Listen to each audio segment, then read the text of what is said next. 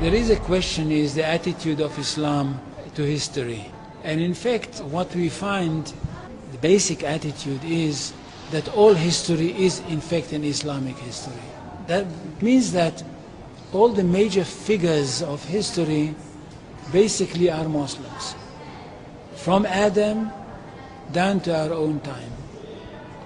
So if the Jews or the Christians are demanding something and basing it on the fact that there was a king called Solomon, or a king called David, or a prophet called Moses, or Jesus, then of course what they are doing, they are saying something which is not true, or in fact they don't know that all these figures were basically Muslim figures.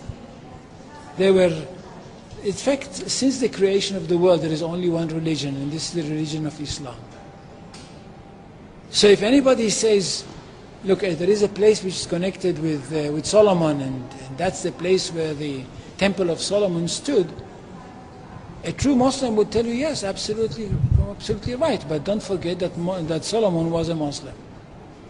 And David was a Muslim, and Abraham was a Muslim, and Isaac was a Muslim, and Jesus was a Muslim. And this is what I mean by the Islamization of history. And you can understand that through Islamization of history, you've got Islamization of geography. Anywhere which was connected with these people, or with these prophets, which were all Muslims, becomes a Muslim territory. And therefore, when Islam was not in that area before Muhammad came to it, but it should have been there.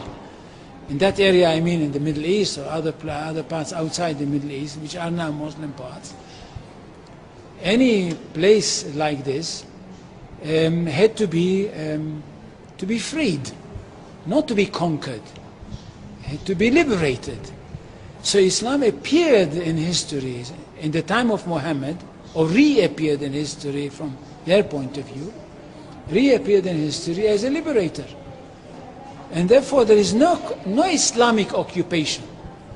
If somebody occupied anything, it would be always somebody else, not the Muslims.